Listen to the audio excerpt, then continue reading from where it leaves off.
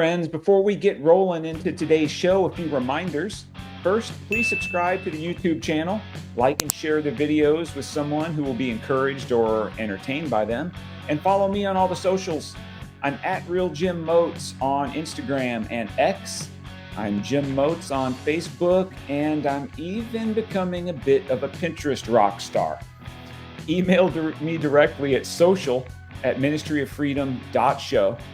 and engage with us wherever you consume the content. This is how we grow the show, advance the mission, and continue our ministry. Consider partnering with us by contributing on the easy-to-find links on all the platforms. We aren't in ministry to make money, but remember, we need to make money to continue to do ministry and impact lives. I Asked God to Kill Me, my first book, is still available on Amazon.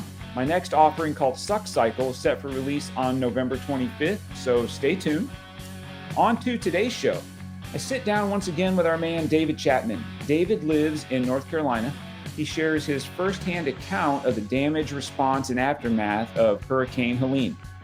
It's pretty powerful stuff. David's a freaking warrior and a man I very much love and respect. Please enjoy episode 53 of the Ministry of Freedom Show. Okay, Mr. Chatman, we are rolling. David, welcome back. What's up, man? Guys, if you haven't listened to episodes 23 and 30 with David, please take some time to check those out and to do that. They provide insight in who he is, what he's all about. Let me see if I can sum it up in like a sentence. You ready, dude? Go for it. So, certainly a family guy. Certainly a warrior. Certainly a warrior, a father, a dude who's passionate about helping others, especially men and younger dudes, come alive through getting strong and capable and leaving the garbage in their past and moving into the future that they're destined to live. Am I close? Yeah, I'm getting there. I will have to work on all that every day. But dude, same. But you know what? I've also come to the realization that's a never-ending progression. You know. So for me, same. I consider myself a stick guy rather than a carrot guy. So I'm going to be happy, or I'm going to feel like I'm accomplishing the mission once something happens. The victory is because we're on the path, dude. You're right, man. Because we're on the path, and we can celebrate that every day. That's what keeps me going, man, because it seems like that elusive thing we're chasing, man, I'm just never getting it. No, I don't. And you know what? I don't know if you're meant to ever get it either. Yeah, I don't know if you're meant to ever get everything you kind of step down a path on at this point. Yeah. I used to think there was some kind of big end goal, but as I progressed and changed a bunch of things, I think it's just an endless cycle of ups and downs and getting better and realizing who you are and realizing like where you're messing up and where you're straying off the path, and then how to get back on it. And then how, it's kind of hard to stay on a certain path for forever. I mean, it gets monotonous and hard and everything. Yeah. But with me, especially, like, man, if I get off of it just a little bit, it's a lot harder to deal with all those outcomes than it is for me just to stay on it like I usually am. So what's cool is you're figuring this out seemingly decades earlier than I figured it out. I feel like I'm starting to get a few things figured out, and I'm almost 53 years old. Yeah. So I feel like I'm getting there. And the thing, I think you kind of just touched on it. What helps me stay on the path has become a little bit selfish, because my life becomes unmanageable when I waver, and it becomes so much more fulfilling. And I feel like I'm operating in my purpose when I'm on it. So even selfishly, man, that's why I do it. Well, and I've had to also learn how to like look around at what's going on in life and kind of give myself, and I go back and forth because I hate this. Like, I have to give myself some grace sometimes. Like, there's some mornings I'm not going to get up at 4:00 in the morning and work out. Like, and it's just because my body's like kicking back on me, and it's like, dude, you have got to sleep a little bit. Like, it's like right now, we've moved homes and we're renovating a home. So we're renovating a home. Me and my wife are both working, renovating a home. Our kids going to school. I'm coaching wrestling. We're doing like, we both got 2 jobs, 3 jobs at once. And it's like, there's sometimes in the morning, I'm like, dude, I swear if I do not sleep this morning, like I might crumble. Yeah. And I've been really, really bad about, not that I do it all the time, but like in the past, man, I would beat myself up all day long about if I hit the snooze button too long, and now I'm like, oh well, I don't have time. I have to get up and go to work now. Dude, I would beat myself up all day until the next morning, and then I would take it out on myself the next morning because I Yeah. missed the morning before. Yeah. And I'm kind of starting to realize, like, hey, man, there's just going to be points and times in life where it's like you need to do the absolute best you can in what you can, but sometimes like everything's going to come to the forefront, and then there's other times where like I'm going to have to direct my attention this way and that way, and I'm getting a little bit better about navigating through stuff Yeah. like that. The rest thing is difficult for me. I beat myself up, as you said. So the other morning, um, Allie got up probably 6:30 or so and comes downstairs, and I had slept in that morning till like 5 after 6. Mm-hmm. So I'm still in doing my Devo time and stuff, and I haven't gone down to train and stuff. And she's like, "Good morning," and I said, "Good morning." She says, "Well, you sound a little down. What's up?" I said, "Well, I'm just disappointed in myself." Yeah. She says, "Why?" I said, "It's not like me to be in bed at 6:05." I said, Yeah. that seems so average to me." Yeah. And here I am. I said, I'm supposed to be up at 4:50, and at 6:05, I'm laying in bed like a slug. And she said, "Listen to what you just said. Just listen to how ridiculous you sound." I'm like, yeah, it does. It does sound ridiculous, but it still beats me up. It beats Um, me up, man. I get that 100%. but you know what, man? Let's just keep on that. Let's keep beating ourselves up, because that's how we Yeah, stay. well, if I do, I know the other outcome of me not beating myself up about it, and Yes, sir. it's way worse. So, Yes, sir. So, man, I appreciate you coming on talking with me today, because I know it's an interesting time in your life, especially for where you live, so geographically. mm-hmm. And we'll unpack all of this, but I want to start with a scripture that I found that I really wanted to read to you and to the audience before we get rolling. Okay. It's from Matthew 7:25, and this translation I found is called The Voice. I like this translation, especially with this scripture. It reads, "When storms hit, rain pounded down and waters rose, levees broke, winds beat all the walls of that house, but the house did not fall because it was built upon rock." And as I read that, I thought, that's exactly what we're supposed to be talking about today. Mm-hmm. Because even though, and we're going to discuss this, there were homes in the Southeast, because of these last 2 hurricanes, that obviously they did fall, but so many physical homes, and then more importantly, the metaphor of the house being the man, the woman, the person, Mm-hmm. those are not going to fall because they're built upon the rock of Christ. And I want you, and I hope anyone listening to this that's going through things, catastrophic, tragic things. We're not talking about inconveniences. We're talking about catastrophes, aren't we? Oh yeah. Oh yeah. And I just want people to be encouraged by that scripture. So I will say that perspective is important, and I've gained a lot of it this year. And perspective is important for what we're going to talk about from the hurricanes. I've been around people, and they get a little bit grumbly, and I'm like, "What's wrong?" "Well, my car tire went flat, and this and that happened." I said, "So what we're talking about is an inconvenience, A right?" minor convenience. Yeah. They're like, "What?" I said, "You're talking about an inconvenience." I said, "This isn't a catastrophe." "Well, I got a cold and this and this and this." I said, "Okay, so it's an inconvenience. Yeah. Minor inconvenience. It's not a catastrophe." So we need to have that perspective. So I want you to have the floor, and I want you to share with the audience your experiences since September 26th, when Hurricane Helene hit your area in North Carolina. But I want to throw this out there for a little guidance. Many of the listeners, and me included, man, I've never experienced a hurricane. Mm-hmm. We've dealt with tornadoes and things of that nature, and we did that earlier this year. And the participating in the cleanup after catastrophic tornadoes is one of the most impactful things I've ever done. Yeah. So if you can, however you're comfortable, walk us through the timeline. Um, and I'm guessing for several days, you see on the news, okay, this is bad. There's a big storm coming. But my question is, geographically, the people that were in that Big Bend area of Florida, they knew Helene was coming for them, right? Mm-hmm. And you guys were forecast, yeah, we're going to get some pretty bad rains and things like that. But Yeah.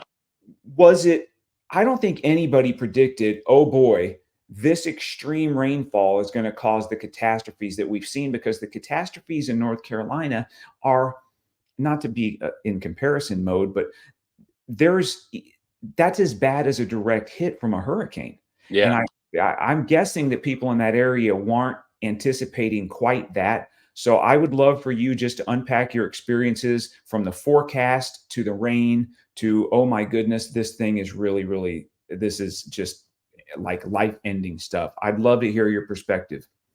Yeah. Well, like around here, unlike people in Florida, nobody was telling people around here like, hey, you need to get out. You need to evacuate because uh, since I've been alive and a lot of the people I've talked to, and I've talked to a lot of older people in some of these mountain communities, we're talking 70, 80 years old.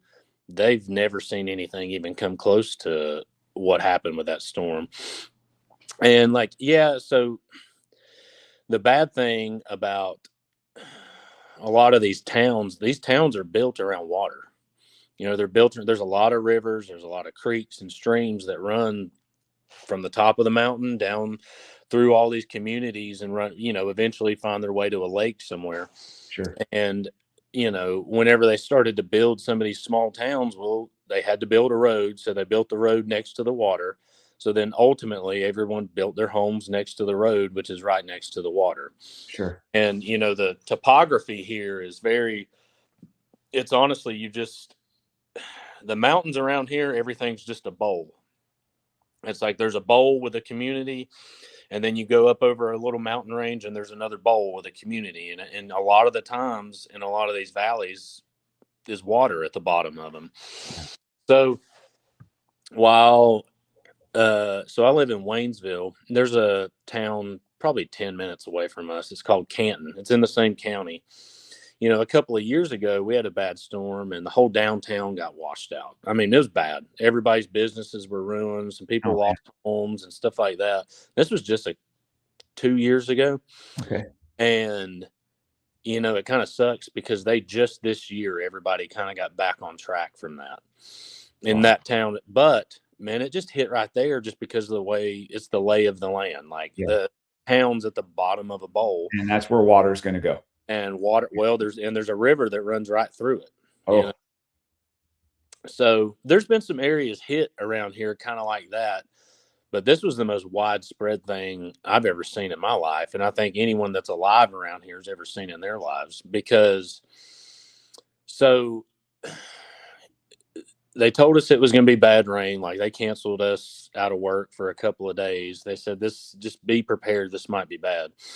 So about 3 o'clock in the morning, the night of the storm, I woke up because I was sweating to death because the power had went out. mm-hmm. I get up and I go out on the front deck and I cut the light on. And dude, I've never seen rain like that. I've never seen wind like that. And while I'm standing on the front deck, I can just hear trees crashing all around. Like Wow. they're just falling over the road. They're falling in the middle of the woods. I mean, I was like, wow, it's pretty bad. Whew. So I watch it for a little bit. I go back in, lay down on the just on the couch, just in case something happens. And when I got up the next morning, it was still raining a little bit, but it had kind of stopped. And we had to go help the neighbors. Me and my son, we walked up the road and they were chainsawing trees out of the road. I mean, big trees. Yeah. These trees were still hanging all over power lines. The power lines the trees were suspended on the power lines. But if, nobody went in there and cut them out, nobody was getting in and out of the road. So, Yeah. and I still hadn't realized how bad it was. So me and my son, we leave because the power's out and we're going to go somewhere else and like take a shower and get ready for the day. So we start driving through town. We come off the mountain, we head down to our little town, we start driving through it, and the whole town's flooded, actively flooded. I mean, it's like there's still sitting and running water all over the place. And I was like, oh, this is bad. So I was like, well, we need to go check on our other house, the one that we're renovating right now. So we turned down our street, and I've never seen this. Our street, you couldn't even see the street because there was a river running down the street. And this is hours after the storm had let up. Yeah. And this is a place I've never, our backyard gets puddled up sometimes, man. But there was a river running down the road, running hard enough still to when I turned my truck into our driveway, it picked the back end of my truck up and kind of moved it a little bit before I could get pulled all the way in the driveway. Wow. So I was like, wow, this is, I checked on our house and checked on our garage, which was like covered in a foot of water and a bunch of, it was a big mess. It wasn't nothing bad. We checked on, we've got an elderly neighbor that lives across the street that we've like made friends with. Yeah. We go check on her, make sure she was good. So we go and we kind of go about our day that day. And the next day, it was that day. My kid was supposed to go get a haircut. Well, his barber is like 40 minutes away. So we get on the interstate, and this is just me being me. I just didn't realize how bad it was. Yeah. We start driving, and we get on the interstate, and I was like, oh, this is bad. We get up to a point where the interstate's washed out. Whole interstate. There's a river that runs right beside it and under it. Well, it's up over the bridge, and you can't pass the interstate anymore. So there's people driving backwards on the interstate, like driving the opposite way. Yeah. We finally get off on an exit, and this is just also me being me. There's people, they're already camped out on the side of the interstate because they don't think they can move because they don't really have like any good situational awareness. And this guy comes up to my window with me and my son in it.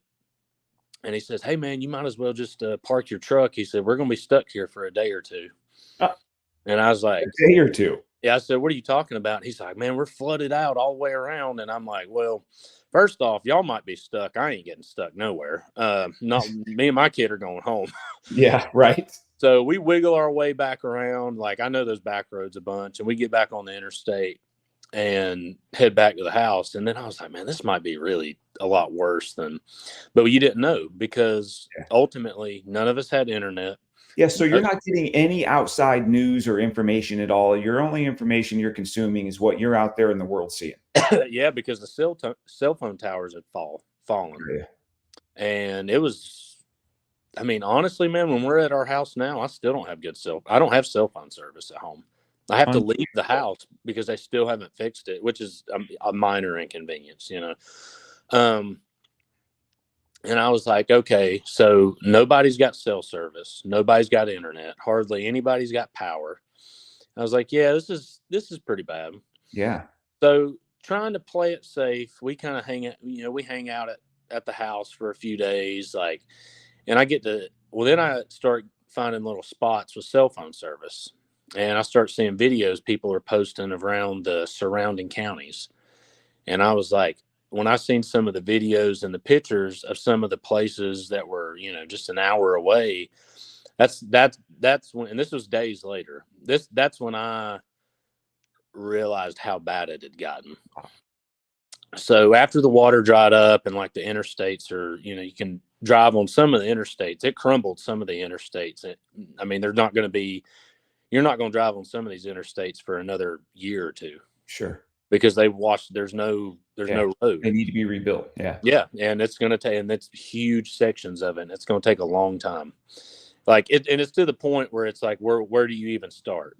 When there's no road, there's no road. It's like, and there's not road for miles in spots. Yeah. So, I told my wife, I was like, man, I feel like I need to go do something, like see if somebody needs help or something. Yeah. So I get my truck and I drive. There's a place in the town that I grew up called Chimney Rock. And Chimney Rock's like this little touristy town, huge river that goes through it. So I tell her, I'm like, hey, I'm going to get a bunch of stuff and I'm just going to go down there and see if I can help somebody out. I mean, this is the worst thing that's ever happened to this place. You know, surely they'll let a willing, capable bodied man come help somebody. For sure. So I drive down there and I see this group of guys. Well, while I'm driving down to Chimney Rock, man, it looked like they had just dropped bombs over this place. There's the road's missing. It's a 1-lane road and a 2-lane road, and then there's chunks of it missing. There's houses and trailers turned upside down. There's power lines across the road. There's trees all across the road. There's power poles that are leaning across the road. There's whole sections of yards and streets and everything that are just gone. So we get down to a stopping point, and there's a state trooper down there, and me and some other guys were like, well, hey man, we're just here to help. I know there's got to be people in there that need some help. And he said, man, there's no more road to get in there. He said the only people that can get in there are on foot, horseback, or through helicopter. And I'm like, wow. And I know the lay of this land like pretty good, and for him to tell me that means it's bad. Yeah. And you know, I grew up with some people that live back in that area, and I got to thinking about their homes, where they lived at, and if it got washed out, they can't get out. Yeah. If there's Yeah, there's no, the only way they're going to get out is on a helicopter. Yeah. And that actually proved to be true. One of my mom's good friends, this lady, she used to make like my birthday cakes and stuff when I was a kid. Her and her whole family had to get a Black Hawk to come get them because their front deck was leaning over a ridge that ran off probably 70 feet down. Unreal. At any point, because it was just a landslide under their house, and at any point that house was going to fall. So they had to get a Black Hawk to come in there and get her and her whole family out. And I don't know whatever happened to the house. I don't know if it slid off or nothing, but apparently it was like getting ready to fall down the hill, and they were all going to die if they were in it. Yeah. So went down there, you know, and then I start riding around asking people like, well, what can I do? But the thing was, like I said, is you don't have cell phone service nowhere. Yeah. So you would go to these local fire departments or anything and ask how you could help. And they say, well, we don't know because we don't know who needs help because we can't contact anybody. Yeah. And so I spent a couple of days doing that. And so I visited another town. It's called Marshall. It's in Madison County, which is an adjoining county. And their whole downtown is, it looks like apocalyptic. I mean, there's nothing left. They were down there and they were taking volunteers to put hazmat suits on so you could try and clean up debris downtown because there's just nothing left. No courthouse, no businesses, no homes, no nothing. And went there trying to figure out some stuff with some guys. I ended up going to a town called Swannanoa. And when I pulled into this town called Swannanoa, it's in Black Mountain. And you want to talk about a disaster zone, man. I mean, it was horrible. They were using one field next to this Harley Davidson dealership as a landing spot for helicopters. And I sat there and watched personal helicopter land one after the other. And they were just loading them up with supplies and they were flying them and airdropping them to people because these people just can't get out. I mean, they're on the side of a mountain with no road, and there's been a landslide under their house, and they're stuck, you know. So at that point in time, I thought that was probably the worst situation. And I got up with a group of people, and we were like taking supplies to these people. We were going to some of these trailer parks that were right next to the river that runs through this town. And these people now, mind you, some of them are still living in their trailers. Whole trailers got flooded out. Everything they own's out in the yard. You know, Everything's trashed. They're cooking dinner on a charcoal grill for them and their kids. There's power lines hanging over the house. There's power poles hanging over the house. But I mean, it's, you know, they don't have anywhere to go. Yeah. And this is thousands and thousands of people like this. Man. The roads crumbled underneath. I mean, there's like spots where the road if it hadn't fallen in and you drove a big enough truck over it, that was going to make it fall in. But what was impressive is like the amount of people that were out there helping all these. I mean, man, there was people out there like on 4-wheelers, dirt bikes, side by sides, just running stuff wherever. It was kind of cool because it was almost in a way like a lawless situation. It was like, yeah, hey, if you're here to help, we don't care. Go ahead and help. That was in some of these smaller communities. So then a few days later, I went to a county, and I still believe this is, other than Buncombe County, which is like where everybody knows where like Asheville is and stuff.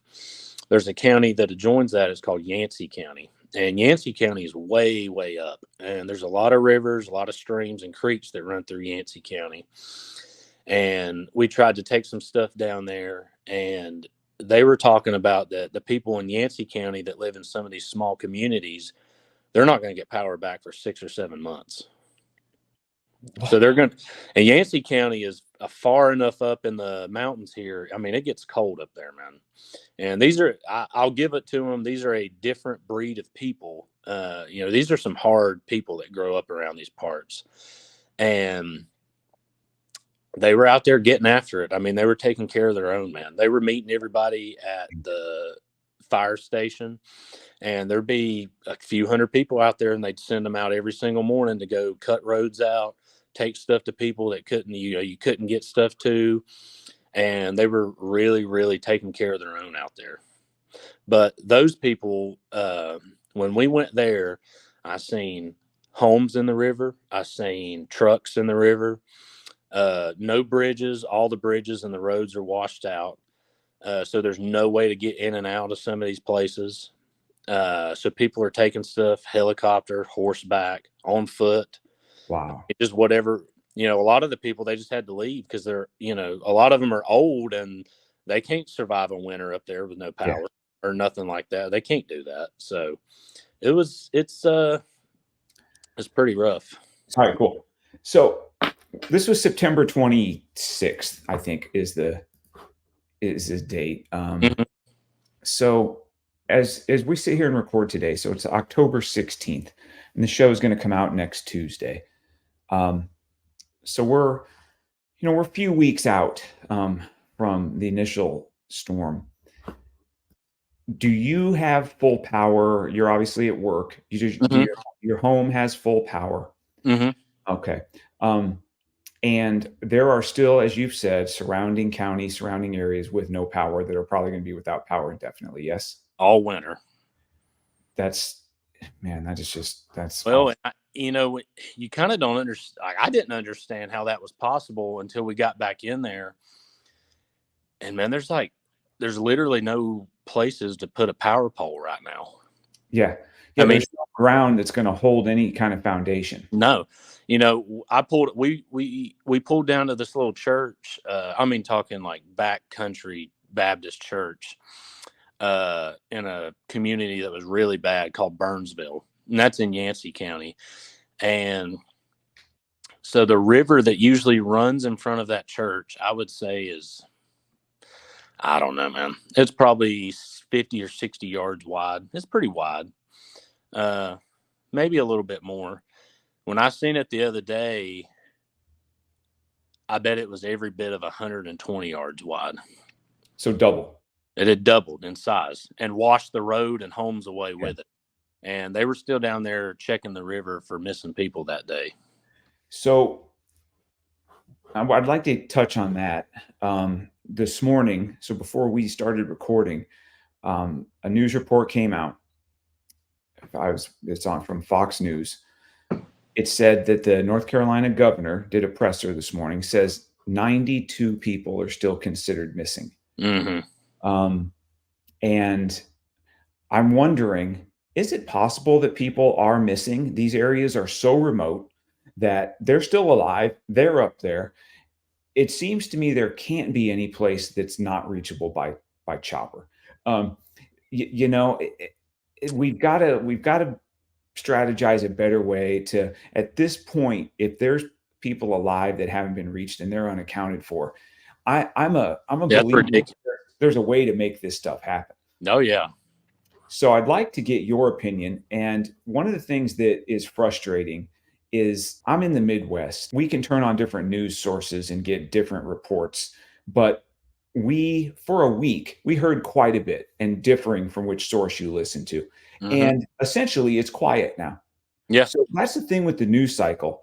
Well, North Carolina, well, let's move on to some other stuff. The election's a few weeks away, and this and that, and the transgender athletes and the pronouns and the this and the that. What do we? We're focused. We're back to the same garbage, and there's a big hunk of our populace that's still in utter catastrophe, and we're not being told about it. And I don't know what's true, and I don't know what's not true. We've got everything gets politicized in this world, and I'd like to know, one of the reasons I want to talk to you was you're a straight shooter. You're going to tell myself and the audience the truth. I'd like to know what your opinion is of how you viewed the response, because here's what I viewed from watching the news. And I said this to Allie every morning. I said, why is the military not active? We have a friend that is stationed at a base in Augusta, Georgia. Mm-hmm. Why are they not being picked up from Augusta and taken into here? What are we doing? Why, if this happened in Haiti, within 20 hours, we've got thousands of troops and Yeah. supplies and ships and everything else down there making stuff happen. And rightfully so. I love that our military responds that way. But in North Carolina, I see nothing about the military doing anything of consequence in those first several days, which are the most crucial days. Am I off base, or was there truth to what I believed was not happening? So from what I've seen, and this is just what I've seen from my own eyes, because I went from, county to county to county over a few day period. I coach wrestling at the high school. Sure. So, our garage gym got washed out. So one morning I go up to the high school gym super early, work out, and I'm leaving. When I leave, they're using the high school as like a staging area for, power company trucks and all this other stuff, because it's just a big parking lot. Yeah. And I seen a ton of FEMA trucks, and I seen Homeland Security and all this other stuff. Well, for one, they're standing there, drinking coffee at Yeah. 8, 9 in the morning. Yeah. And I'm like, okay. So I seen that one day, and then I kind of was probably getting a little bit of survivor's guilt. And I'm like, man, I got to get out and see if something, just I can make something happen. Yep. So I go down to the community I talked about earlier, Swannanoa. Yep. Not one military vehicle, not National Guard, not the military. I didn't see a FEMA vehicle. I didn't see Homeland Security. I didn't see none of it. And this town is bad. Black Mountains, Swannanoa area, real bad. I had a lot of people that were out in a community called Bat Cave, really pretty close to where I grew up. Nothing. No federal government vehicles, nothing. It was, they had, the local police and everybody, the fire and rescue were out. Yeah. As far as our federal government, nothing, nobody. They didn't see anything. So spent a couple of days going up to Yancey County, which is I other than Buncombe County, I think Yancey County is probably in the worst shape, at least from what I could see, because it's so remote. I mean, there's homes in these places, man. They're off the map. You could disappear in this place and never get found again if you wanted to. Yeah. Never seen a government vehicle, not one. The only time up there that I seen the government come in was when we were down at that little church, and I was talking to one of the guys. He was one of the head people at the church, and he had lived in this community his whole life. And I said, you seen anybody from the government? He said, I seen somebody last night come in, and they said they were going to start making us a bridge on this road that had washed out in every direction you could imagine. And while we were standing there, some guys from the National Guard, which is a state kind of That's thing. a state deal, not Fed. State Yeah. deal. But then I seen some guys from the 82nd Airborne come in. Okay, good. But the problem with that is that was 12 days later. Unreal. And as far, and there's a lot of, back and forth and I don't know, because I can't be everywhere at once, but Yeah. it just seems like from me bouncing around that they were there in the big populated communities. The county I live in is just kaboomed in the past couple of years. There's people moving in and out of here left and right all over the place. A lot of money that moves in here. And they were here, but somewhere like Yancey County where it's hard living, weren't there. Ashe County, Graham County, like some of these other counties, it was unheard of. Yeah. And I heard personal friend stories of like them trying to take supplies to people and FEMA turning them away. So, as much, I don't know if that's happened as much as everybody else says it happened. I don't know, but I do know personal people that went out trying to deliver and do some things, and they were stopped by FEMA. Yeah, Which, I've seen reports about that, and it's puzzling to me because I try to see the other side, and I'm asking myself, okay, what might be some reasons why that would be the case?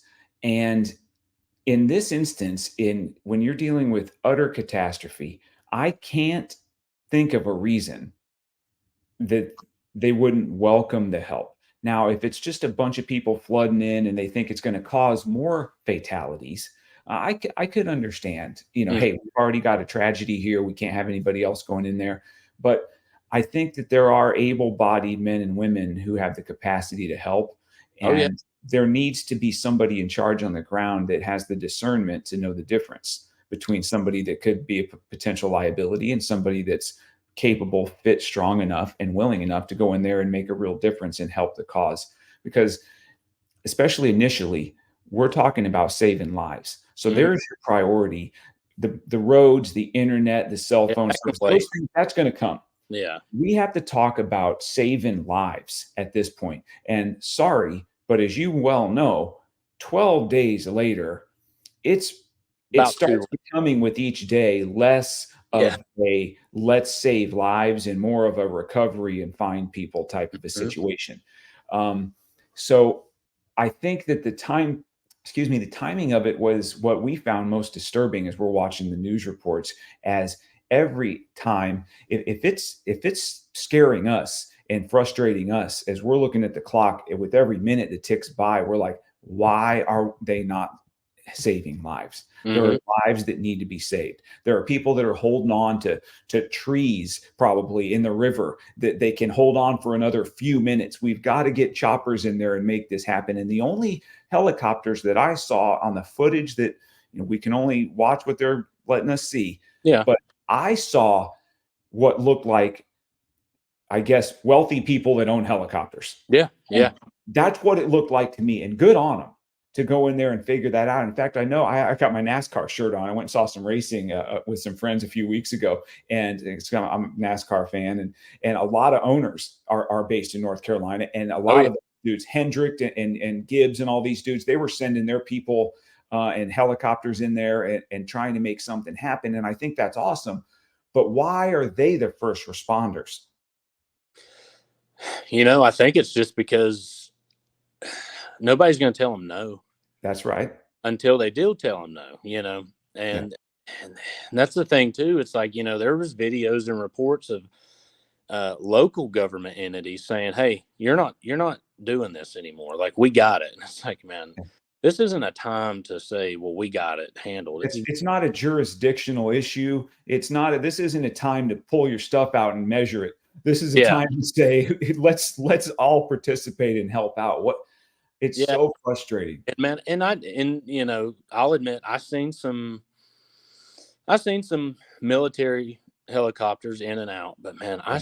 I even just at my house, man, well, you could go out in the yard and it was personal helicopter after one after the other, just Yeah. all you could drive down the interstate and dude, they were flying all over the place. I mean, it was like I seen 10, 10 to 1 personal versus military helicopter uh, Wow. out. I mean, and you could almost, it was every 20 minutes you were seeing one and then another and Yeah. another and another. And kind of made you feel good because you're like, well, I mean, we got it, Yeah. well, I guess we'll just take care of our own. And that's the thing too. I was talking about somebody with, it's like, this is rough terrain around here. I mean, some of these, uh, you want to talk about hiking up the mountain and in and out of some of these valleys that some of these places are and where some of these homes are located at. If you don't know the lay of the land around here and you haven't really grown up with it, you're not going to be ready for it. I Yeah. mean, you might think you are, but it's like if you don't know how to navigate around here, man, Yeah. you're at a very big disadvantage. So for somebody to deny local help who's lived Yeah. in these places their entire lives and they It's know the crucial. roads and these mountains, Yeah. it didn't make any sense to me. But what I will say is some of these counties, and not Buncombe County at all, um, but some of these outer communities in these counties, you want to talk about people like showing up for other people, man. We're probably going to move here soon. We're probably going to leave this state. I mean, it's just getting overran with ideologies and stuff that we don't agree with at all. Yeah. And it's hard to live here now. Just cost of living is Yeah. skyrocketing, everything. So we're probably going to leave soon. And we've been dead set on that for a while. But I tell you what, man, seeing all those people show up for their own community Yeah. kind of made me question it, because some of the communities around here, they just breed different people. Yep. And they and I can't, even from county to county. I was telling my wife, we went out to Yancey County one day, and I told her, I said, I think some of the people that grew up out here just an hour or so away, this is a different breed of man that grows up where we live at. Yeah. I mean, these are hard nosed, don't trust the government in the first place people. And they went out and they took care of their own, man. Yeah. I mean, they showed Yeah. out and took a lot of the recovery efforts and these supplies. And I hooked up with a little group of people one night when we were driving around Swananoa getting stuff to people. This guy had a pull behind enclosed trailer crammed full of stuff: food, water, baby formula, Coleman stuff. I mean, everything. Yeah. And I asked him, I said, well, where did this come from? He said, I bought it. He said, I bought everything in that trailer. And him and his family and his friends went on their own dime with their own gas and took their side by sides, their four wheelers out, all on their own dime, and took this stuff to people and made sure they got what they needed so they could be good for a couple of weeks. Yeah. And it'll make you have some pride in this place. I mean, it really did. Like, Yeah. man, it's just, there's some hard nosed people that grow up here. I mean, and I don't know if it's the terrain or how remote some of these places are. I think that's got a lot to do with it. But the people around here took care of their own. Yeah. I think that anytime that there's tragedy, you get to see the best and the worst in humans. Yeah. And I think that you're in an area geographically where you're going to see a lot more of the best of humanity Mm-hmm. because of, and I think I could be wrong. Obviously, I don't live there. I'm not from there, but generationally, Oh, I think that I think those people that you're talking about, with each generation, there seems to be less of them willing. And I think that's why your mission is so important, because you're taking young men and you're building them into that next generation of man who, when the next tragedy comes, are going to be the first one to say, hey, send me. yeah. And man, I just can't describe to you. Like, we would ride by, there's this one fire department, and they were hubbing up at this place, sending people out. And dude, there was people on horsebacks, personal truck. All of this was personal stuff. Yeah. And these people were just going out and helping their neighbors out. It's amazing. That's all they were doing. It's like they were going out there, cutting roads out, delivering stuff to people Yeah. all day long, day after day after day. Yeah. And then, but too, as far as like taking care of your own, it's like you were saying, some of these guys with these personal helicopters. Yeah. I mean, they're doing the same thing. They may not live here or be from here, but they were up here.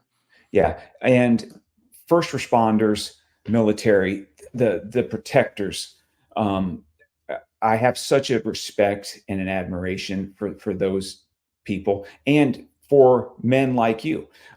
Your job isn't necessarily you're a first responder, but what's your heart? Your heart is, as soon as something happens, you've got to be part of it. I will tell you that last April, we had a tornado that was, Allie and I stood in our driveway and we saw it coming for us. So we go to the basement and we're like, wow, this is going to be bad. We're in the basement and we're praying.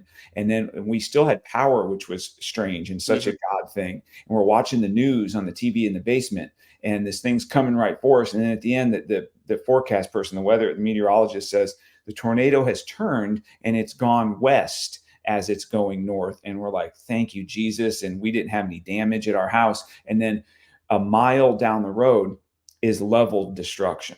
Yeah. So like a bomb went off, it's like balsa wood. It's just, the homes are gone. The cars are tipped on their roofs. So that next morning, I'm up I'm up early. So as soon as the sun came up, I'm down at the staging area, and I'm like, I don't have a lot of equipment and stuff, but I've got boots and I've got gloves and I've got my body, and I'm down there, and I said, I'll do whatever. And when you talk about people standing up and responding, the line to get into this place to be able to help was overwhelming. Yeah. And I spent the day there, and it was one of the most meaningful days I've ever spent. And dealing with people that have just lost everything and watching a community come together. It's kind of like back on 9/11. Yeah. Oh yeah. On 9/10, people were just people. Yeah. On 9/11 and on 9/12 and 9/13, America was different. America was different, wasn't it, bro? Oh yeah. It was different, and people felt different, and there was a sense of let's come together, and a sense of let's help our neighbor, and a sense of let's fly the flag, and a sense of we need to help each other. One of my favorite T-shirts that I wear all the time, and it's our man Greg Anderson. He says, "No one's coming to save you," and I put that shirt on a couple days after this, just coincidentally. And as I was watching coverage, I looked down at my shirt and I said, "This has never been more true." Yeah. Because they're not coming to save us. Mm-mm. And if they are, it's in a way, it's too little, too late. You're exactly right. And and this is why, and a lot of people, man, just like I'm sure people think that you're a little bit crazy in some ways. I get the same stuff from people. They're like, all you talk about seemingly is, to be prepared and get stronger and be capable and all. And I'm like, yeah, because if not me, who? Yeah. If not me, who's taking care of Allie and our little girl, and who's taking care of my mom, and who's coming to save them? And if I look around at people and I see people that can't carry a bucket of water, so I better be able to carry a couple. And it's my responsibility every day to try to prepare myself for that day. And ultimately, it'd be great if it never came. Yeah. But it came in your world, didn't it? Oh, yeah. Pretty quick, too. Yeah, it comes fast, doesn't it? It took one day. And life has changed, isn't it? Yeah. And shouldn't we be setting aside some of our time that we're blessed with to prepare for when that day comes? I think we should. And I think it's irresponsible for us as men to not be prepared. Yeah. And I think too, it was good for me because I realized where I had holes in the boat. Oh, good word. Yeah, I had holes in my boat, and it brought, it was like the next day I needed to get gas. Well, the internet doesn't work, so everything's cash. Well, guess what I didn't have? Yep. I didn't have any cash on me. Yep. I didn't have any gasoline set aside that we were cycling in and out. Now, as far as like everything else, I mean, I'd be lying if I said I hadn't thought about this 100 times. You know what I mean? Yeah. We would have been fine. Yeah. But the amount of people that just like ended up with absolutely nothing, and didn't know where to turn or what to do. It was. I hate that anyone would lose anything. Yeah. But I hope that some of them can take from it, like, well, man, if you got to think about these people, and I keep going back to this. these people that live up on the mountain at 5,000 feet elevation that are going to go with no power all winter, are they ready? Were they ever ready? Or they're having to have people bring stuff to them so they can get ready. And I don't ever want to be in that situation. Yeah. I don't ever want to be able to not hike out of my home and go Yeah. get us food if we need it or something like that. And I don't know if a lot of people will catch on to it. I mean, I hope they do. I hope this is a big like reset for everybody, and they can be like, man, I was not ready because what happens next time if the power never comes back on? Yeah. So that's the thing. And I discuss this often is our biggest area of vulnerability is this grid. Yeah. Um, and people, and me too, we have our heads in the sand and we're going about our days. And I get it. And there's bills to pay and there's kids and there's family. And I get all that. But the grid is very vulnerable. Oh yeah. And not just to nefarious attack, just because it's old and Yeah. it doesn't get maintained like it needs to be maintained. And not to mention natural disasters, as you've experienced. The grid is extremely fragile, very vulnerable. And when that grid goes down, it's going to hit the fan because in 72 hours, Yep. you have people that can't feed their family for 3 or 4 meals. 72 hours is probably too long. Yeah. 3 or 4 meals of their family skipping, you're going to see real darkness. Yeah. You're going to see the worst come out of people. And And there I are get it. lessons. If my kid ain't ate in 2 days, all He's bets are off. That's exactly. You're going to All figure bets it out, are off. aren't you? If I've got to, I got to do what I got to do. And Yeah. I had to explain that to some of the people I work with. They're like, well, what if this happens? And I basically, and I've said this before. I'm like, hey, if my family's good and it's real, like the grid's gone down and all this, and you don't have food and you think you're going to come get food out of my kid's mouth, you're mistaken. You Yeah. are mistaken. Like, That would be it's that on would be a you. problem. Yeah, it's on you to get ready for something like that. It's not other people's job to take care of you, That's exactly right. And I still think people just don't get it, and I worry about that because, man, once it gets live, there's no telling when or what, or if ever. It might not be in my lifetime. I hope it's not. I hope it's not in mine or my kid's lifetime. Yeah. It's getting to look like it's going to be, but I don't know what people will do. And I've heard people say, well, if it gets that bad, I'll just take my own life. And I'm like, man, is that really the answer? Like, That's the answer. Right. that's your best answer in I will say this, that's not the answer because then 100% you can't help anybody. No, you can't help Oh, yeah, yeah, and especially that's a good way to say it. If you can't help yourself, look for somebody else to help. yeah, you can't help nobody. Yeah. If you can't even get food to your own house, how are you going to help somebody else if they need it? Yeah. And it starts today, right? These and I say dudes because I try to mentor and speak into the hearts of men. I see a lot of males running around 400 pounds, bro. And a lot of them they carry, so they got their everyday carry handgun on them, and great, and I carry as well, and I'm about that. But I say to these men, and it pisses them off, I'm like, you know what you are today, bro? A 400-pound holster for a guy like me that wants a gun. Yeah. Because I'm going to take it. Yeah. It's great to have that weapon, but like an instance like that you just lived through, you can have 3 handguns on your waistband. Yeah. It's not going to do you a heck of a lot. No, what are we talking about? We're talking about preparedness. The lesson has to be that preparedness starts with your physicality, and it starts with developing a heart that you want to be a servant, provider, leader, and helper. Yeah. While you're developing, so it's a heart and body. I remember Greg saying one time, this was right when he started his podcast, and he was saying something about that. He said, if you can shoot good and you've got a gun and you've got all this equipment and all this stuff, but you can't at any point run 2 miles, it's all that, none of that means anything. Yeah. How many men can ruck 50 pounds 5 miles through terrain? Yeah. Not enough. Not a lot. Not enough. And you know how you practice that? You throw 50 pounds on your freaking back and you go ruck.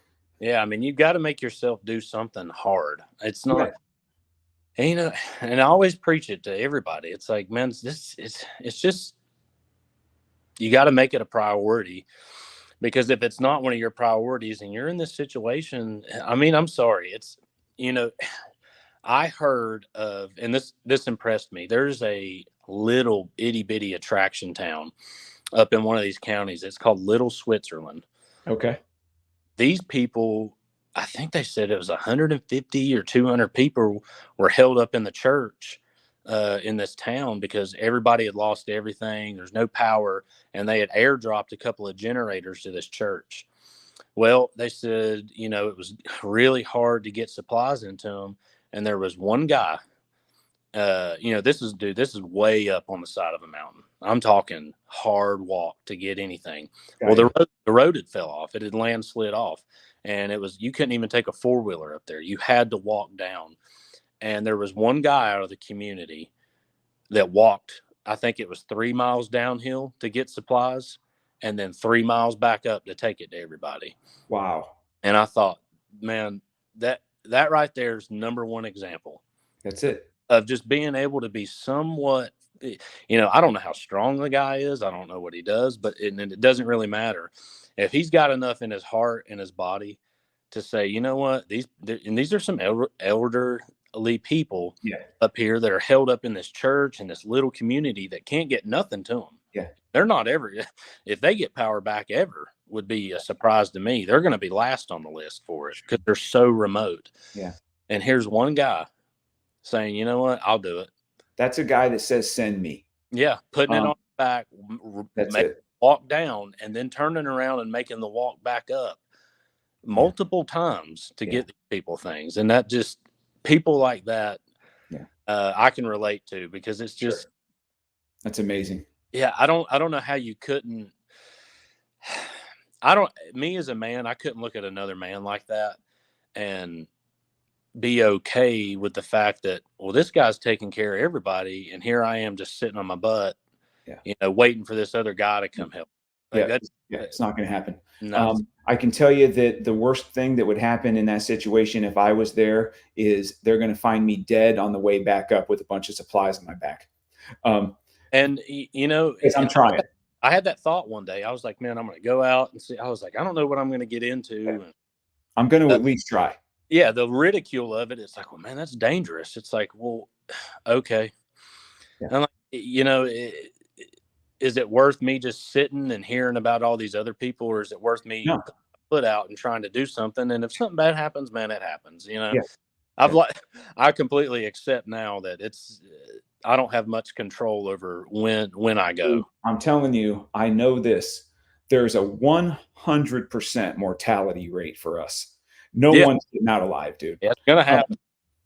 No one's getting out alive. And how we go out, we have to be ready and willing to sacrifice for other people. And I think that the life lessons that are coming out of the tragedies that you and the people down there are living, I think there are real life lessons coming out of here. And I think that people are going to be stronger and more mentally capable, and hopefully get physically more capable to take care of their own, because I think it's important. I know we're going to get sewn up here pretty quick, but I wanted to ask you, what's next for the Chatman clan? What do you guys got brewing, man? One, we need to get this house done. Yeah, we got to get this house, man. It's taking way too long. Is it a house that you're going to reno and sell? And I think we're within a couple of weeks of maybe getting. Oh, okay, good. But it's been a long. I've committed to. I've had a group of kids. You've seen videos of my rest. Yes. I've got some kids that they're beasts, man. Some of them I've got 2 or 3, maybe 4 of them that are absolute physical, men studs, man. Yeah, these are men. Yeah, they're going to do something. I've got a couple of kids. They're very potentially could win a state championship this year in wrestling. No kidding. Yeah, I mean they're insane athletes. I've got a kid. I was making them do box jumps the other day, and I've got a small group of them. I think I had them doing multiple jumps on a 40-inch box. No kidding. And I mean, dude, they'll farmers carry, they'll squat, they'll pull ups, push ups, box jumps, sprint. They love it, man. Hill Yep. sprints, they Yeah. eat it. Let's go. So I told them the other day, I said, guys, I said, y'all are going to be a problem to deal Yeah. with. I said, here in about a month when the season kicks up, y'all are going to be a problem. And I've taken a lot of pride in that because they've come back to me and their parents have come back to me and told me like, hey man, I took my kid to this, wrestling clinic over the summer and he just mopped the floor with everybody. He's just sticking it to kids that he wasn't sticking it to the year or two before. And I'm like, Yep. okay. So we're at least going to ride it out through there. Yeah. I want to see those kids get done. And then after that, man, I think we're going to be on the move. I think we're going to, my wife is a gypsy at heart. And we're ready to get out of this area. I mean, I love this place, man. And anybody that's never been here, this is one of the most beautiful places on earth, dude. Yeah. Every day I get to drive to work. I mean, I come around a corner at work and the sights I get to see just driving down to my school is amazing to look at. But like I said earlier, it's starting to lean towards the left quite a bit here. I understand. And it was never like it. This is not the same place. These aren't the same people I was raised around. And I don't know. I think our path just isn't here anymore. It's time to move on. Bro, get yourself up closer to us, man. Well, we're I think here probably in about a month or so. We've been looking at Iowa quite a bit. Yeah. I grew up in Iowa, man. Yeah, me selfishly, just because I want to hunt the mecca of whitetail country. That's it. Her, because we look at the taxes and the real estate and all this, and it seems like a really good spot. And I've read that there's just a lot of good, valued people there out in that. Bro, absolutely, man. I would love that. I want to see the kids through the wrestling. Plus, I'm I got hired on as a coach at the school too, so I'm kind of obligated. Not that I would have done it for free completely. Yeah. I'm gonna see that out, and good for you, man. We're gonna get this house going, and we're probably gonna be on the move, man, and we're gonna start us a new life somewhere. I like that. Hey, you want to tell people how they can reach you? I don't know, if you have that stuff on the top of your tongue or not. If not, I can certainly and throw it on the notes and people can reach out to me. Put in the notes. My Instagram, it's DCHATMAN Chatman 1111. Yep. And I would just tell people, like, if you're not aware of what's going on, like around here, this is some of these communities will never get back. Yeah. There's people here, and I caught myself a few days after that. I was driving and I just started to cry, man. And I thought, man, how lucky am I? How lucky am I and my family that we didn't lose everything? Yeah, man. There's people here that all they got out with was the clothes on their back, and their whole entire lives are gone, and they're never going to get it back. And there's communities they're never going to see their community again. It's not going to happen. When I saw that the city Asheville, you came right to my mind, because when you came up to do the podcast the first time, you flew out of Asheville. So I said to Allie, I said, hey, Chatman and his family are there. So we got to, let's start praying and let's reach out. And so I'm so glad that you're okay. And I just appreciate you so much. If you would indulge me, it's just on my heart to say a prayer before we finish up our show. Yeah. God, I ask you to bless David and his family and all of those that have been impacted through the catastrophe that these storms have brought. God, we know that this can bring out the worst in your people, but we also know that it can bring out the best in your people. Lord, we ask that your spirit would fill each heart and each community. God, that any spirit of darkness would flee, any discouragement would be gone, that your presence would be felt in powerful ways, and that we will have hearts that will be operating with expectancy of the miracles that you're still going to provide. We believe that people that are missing are still going to be found alive. We're believing for the testimonies and the miracles to be abounding in these future days, weeks, and months. And we ask for your blessing upon this area, and we'll be careful to give you all the glory. And we thank you in your name, Jesus Christ. Amen. Amen, brother. David, I love you, my man. I appreciate your friendship. I appreciate who you are as a man. And I would love to do this again. And I hope that the next time, maybe it's going to be in person after you guys get closer to up here, because let's make it happen, dude. No doubt, man. Just let me know. I appreciate you, man. Appreciate you, brother.